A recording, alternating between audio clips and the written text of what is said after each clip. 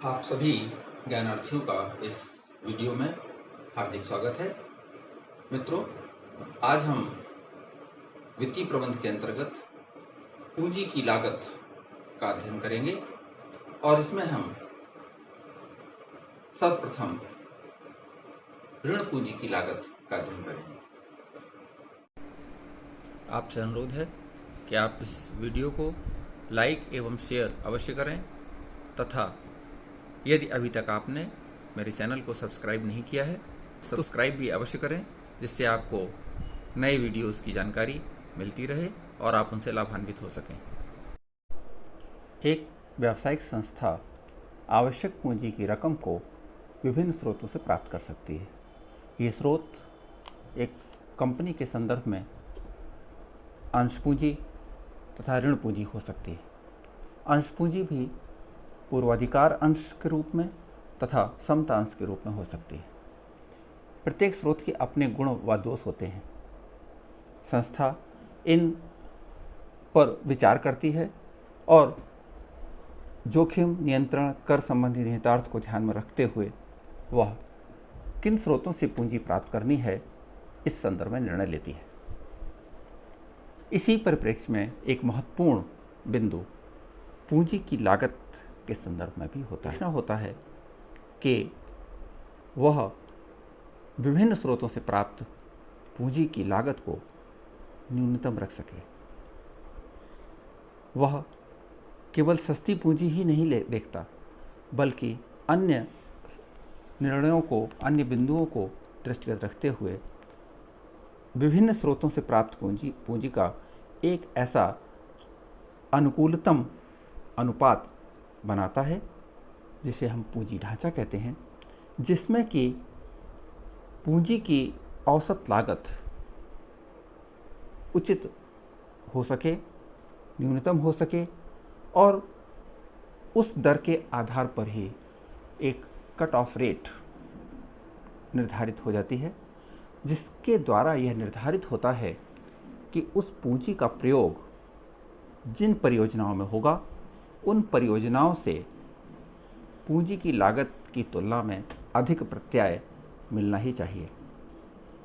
अर्थात हम यह कह सकते हैं कि पूंजी की लागत एक कट ऑफ रेट के रूप में परियोजना के मूल्यांकन में प्रयोग की जा सकती है। इसीलिए कुछ विद्वान पूंजी की लागत को कट ऑफ रेट के रूप में परिभाषित करते हैं। सोलोमन इजरा ने यह कहा कि the cost of capital is the required rate of earning और the cut off rate of capital expenditure. अर्थात पूंजी लागत पूंजी खर्चों के लिए अर्जित न्यूनतम वांछित दर या कट ऑफ रेट होती है। इसी प्रकार से WG लेवेलियन ने भी पूंजी की लागत को परिभाषित किया है। उन्होंने इसे परिभाषित करते हुए कहा कि यह एक ऐसी प्रत्याय दर है जो उस फर्म की संपत्तियों को अपना विनियोग औचित्य प्रदर्शित करने के लिए अर्जित करनी चाहिए। यह सामान्यतः वार्षिक प्रतिशत के रूप में व्यक्त की जाती है। आइए अब हम पूंजी की लागत की अवधारणा के महत्व के संदर्भ में कुछ चर्चा करते हैं। सर्वप्रथम पूंजी की लागत की अवधारणा का महत्व पूंजी ढांचे अर्थात कैपिटल स्ट्रक्चर को बनाने में, उसकी डिजाइन को बनाने में उपयोगी होता है, हेल्पफुल होता है, सहायक होता है। पूंजी संरचना का निर्धारण इस प्रकार से किया जाता है जिससे कि जो विभिन्न स्रोत पूंजी प्राप्त करने के लिए उपयोग किए गए हैं, उनकी संयुक्त लागत न्यूनतम हो सके, क्योंकि इसी के द्वारा हम वह दर निर्धारित करते हैं जो परियोजनाओं पर हमें न्यूनतम मिलनी चाहिए। यदि यह दर अधिक होगी तो हमें ऐसी परियोजनाओं को चुनना पड़ेगा जिन पर अधिक प्रत्याय की दर हो, और ऐसा करने में जोखिम बढ़ जाएगा, संस्था को हानि भी हो सकती है। इसलिए कैपिटल स्ट्रक्चर ऐसा होना चाहिए जिसमें पूंजी की लागत, औसत पूंजी की लागत कम से कम हो। यह लागत पूंजी बजटन निर्णयों में भी सहायक होती है। पूंजी की लागत को हम इस आधार पर लेते हैं कि परियोजनाओं का जो रोकड़ अंतर्वाह है उसकी लागत, उसका प्रवाह का जो वर्तमान मूल्य है वह पूंजी की लागत से कम नहीं होना चाहिए। इसे हम बट्टा दर के आधार पर, डिस्काउंटिंग रेट के आधार पर भी देख सकते हैं। इस तरह से पूंजी की लागत का महत्व पूंजी बजट संबंधी निर्णय, कैपिटल एक्सपेंडिचर के निर्णयों के संबंध में भी महत्वपूर्ण होती है। पूंजी की लागत का महत्व इस बात में भी है कि यह विभिन्न वित्तीय स्रोतों के तुलनात्मक मूल्यांकन में सहायक होती है। जब हम पूंजी प्राप्ति के विभिन्न स्रोत जैसे समतांश पूंजी, पूर्वाधिकार अंश पूंजी और ऋण पूंजी की तुलना करना चाहते हैं तो पूंजी की लागत महत्वपूर्ण भूमिका का निर्वाह करती है। यद्यपि इसमें स्वामित्व, नियंत्रण एवं जोखिम तत्व भी महत्वपूर्ण होते हैं। इसके अतिरिक्त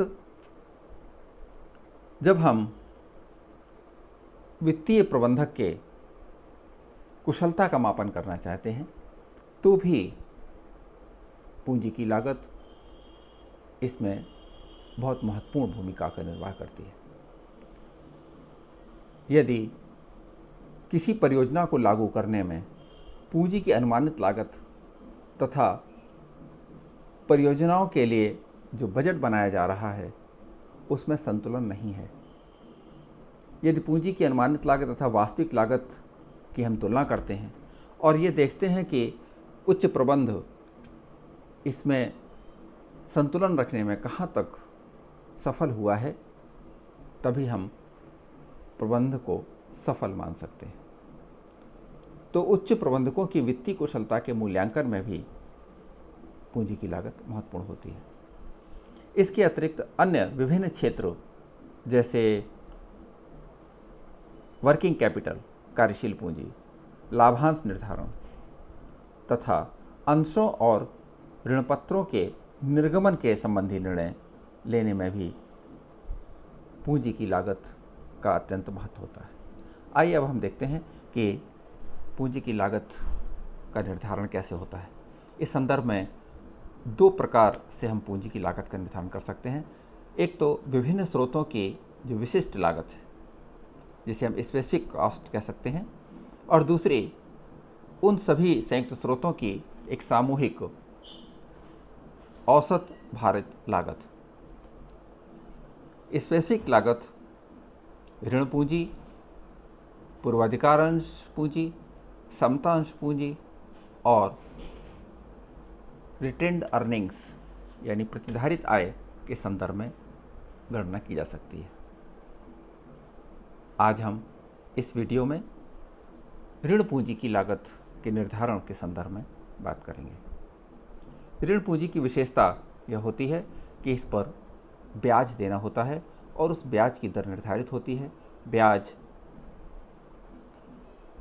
चाहे संस्था को लाभ हो रहा हो अथवा हानि हो रही है, वह ब्याज देना ही पड़ता है तथा यह ब्याज एक भार के रूप में होता है तथा और कर निर्धारण के लिए हम इसे एक व्यय के रूप में लेते हैं। अर्थात पहले हम ब्याज का भुगतान करते हैं, उसके बाद लाभ निकलता है और उस लाभ या प्रॉफिट पर टैक्स का कैलकुलेशन होता है। तो यहाँ पर ऋण पूंजी के संदर्भ में जो पूंजी की लागत निकलती है वह बिफोर टैक्स यानी कर निर्धारण से पूर्व होती है। यद्यपि कर निर्धारण के पश्चात लागत क्या होगी इसकी भी गणना की जा सकती है और इन दोनों ही स्थितियों में हम इसका अध्ययन करेंगे। पूंजी दो प्रकार की हो सकती है, एक तो परपेचुअल या इरिडीमेबल अर्थात जिसका शोधन न होना हो, जो लगातार बनी ही रहे, जिस पर हमें केवल ब्याज आदि का भुगतान करना है, इसे हम सतत ऋण भी कह सकते हैं। तो सतत ऋण के संदर्भ में हम पहले अध्ययन करेंगे। सतत ऋण में पूंजी की लागत का निर्धारण करने के लिए एक फार्मूले का इस्तेमाल किया जा सकता है, जैसा कि आप स्क्रीन पर देख रहे हैं। CD is equal to IP upon NP whole multiplied by 100, अर्थात हम IP जिसका तात्पर्य है इंटरेस्ट पेबल, ऋण पूंजी पर जो ब्याज दिया जाता है उसे हम इंटरेस्ट पेबल कहते हैं।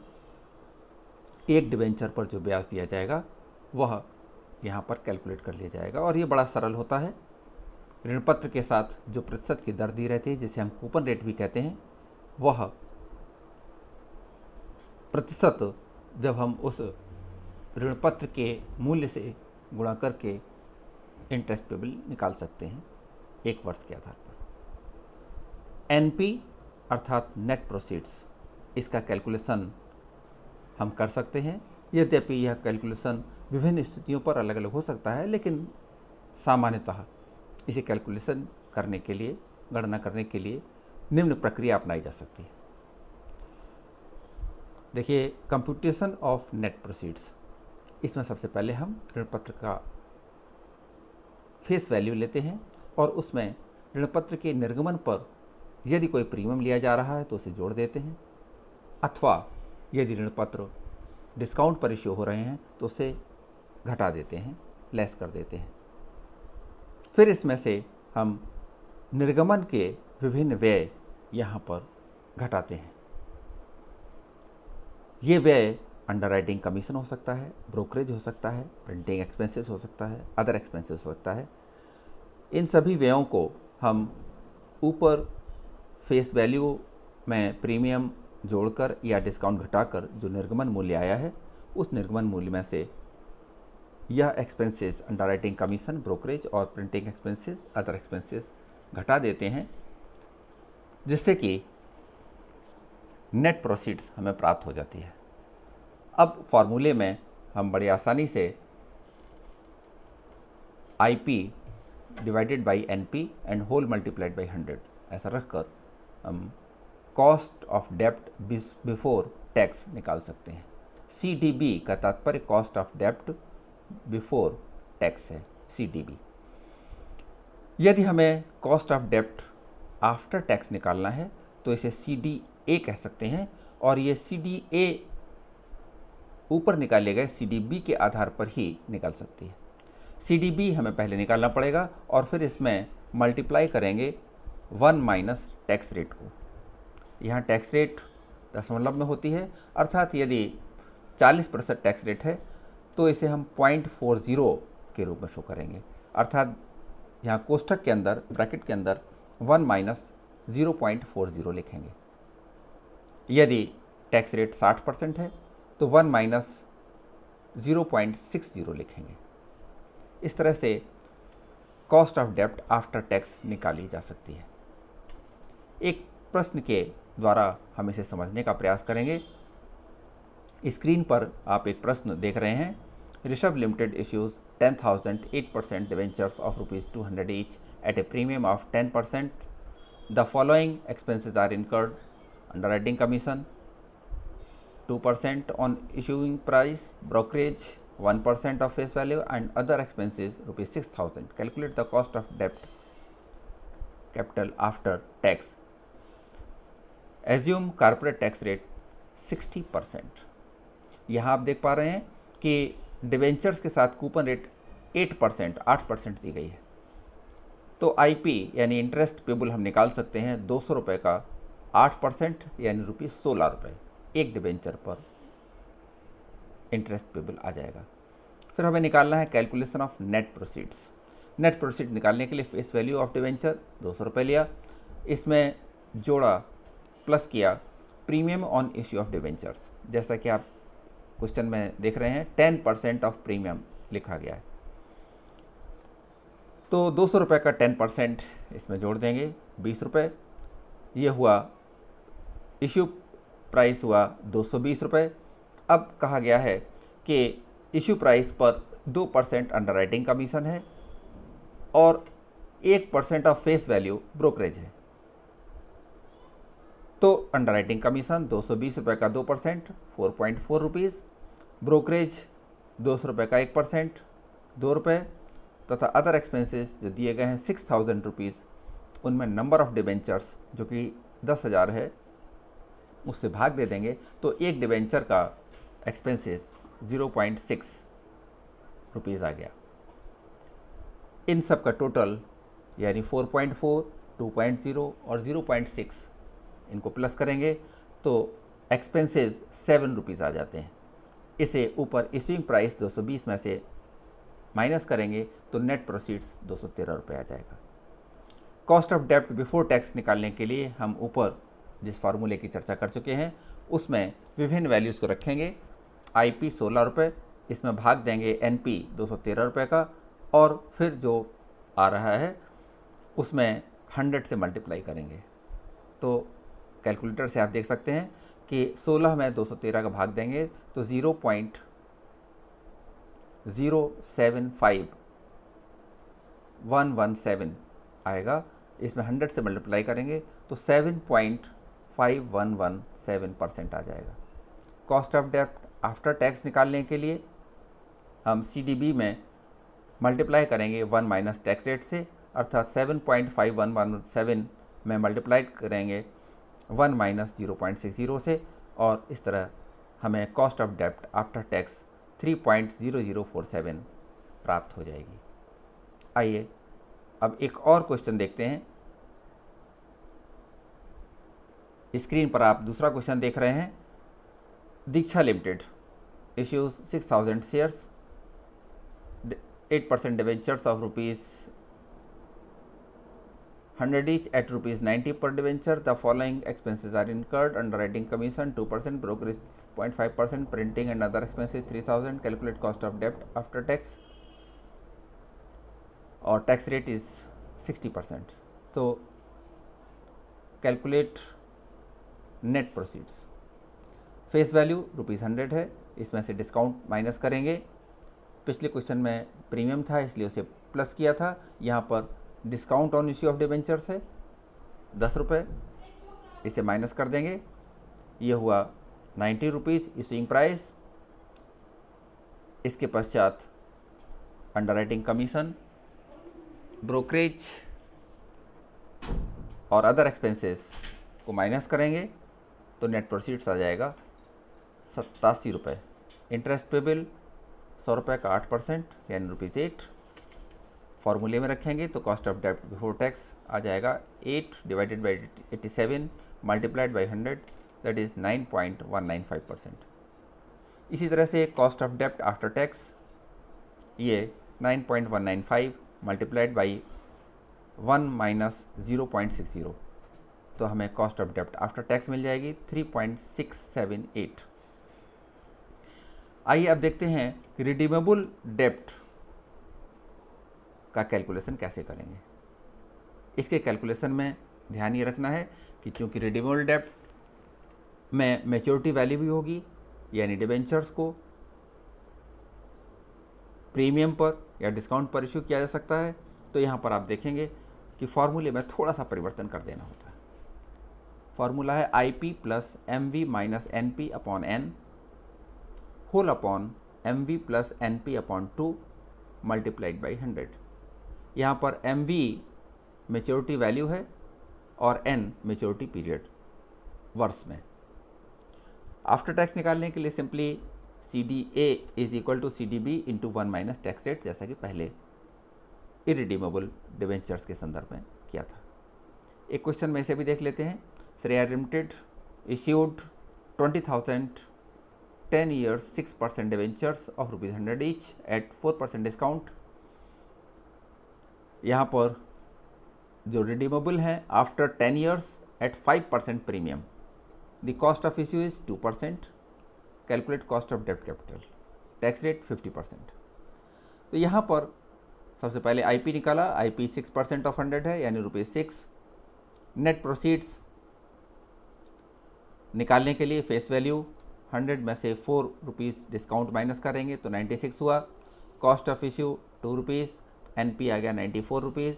मेच्योरिटी वैल्यू 100 प्लस 5% प्रीमियम है, टोटल मेच्योरिटी वैल्यू हो गई 105। CDB के फार्मूले में जिसकी चर्चा ऊपर की है इसमें रखेंगे तो 6 plus 105 minus 94 divided by 10 whole divided by 105 plus 94 divided by 2 into 100। इसे सॉल्व करेंगे तो आंसर आ जाएगा 7.136%। और कॉस्ट ऑफ डेप्ट आफ्टर टैक्स आ जाएगा CDB into 1 minus tax rate करके 7.136 इंटू 1 माइनस 0.5 और आंसर आ जाएगा 3.5678%। इस तरह से डिस्काउंट पर जब शेयर्स इशू किए जा रहे हों और प्रीमियम पर रिडेम्पशन हो रहा हो तो हम मैच्योरिटी वैल्यू और नेट प्रोसीड्स को निकालकर कॉस्ट ऑफ डेप्ट बिफोर टैक्स और कॉस्ट ऑफ डेप्ट आफ्टर टैक्स निकाल सकते हैं। आज इस वीडियो में आपने कॉस्ट ऑफ डेप्ट जो इरिडीमेबल और रिडीमेबल हो सकते हैं दोनों के संदर्भ में कॉस्ट ऑफ डेप्ट निकालना सीखा, समझा। मुझे आशा है कि आपको यह वीडियो पसंद आया होगा। इसे लाइक और शेयर करना न भूलिएगा, अर्थात अवश्य लाइक और शेयर कीजिएगा तथा चैनल को सब्सक्राइब कीजिएगा। धन्यवाद।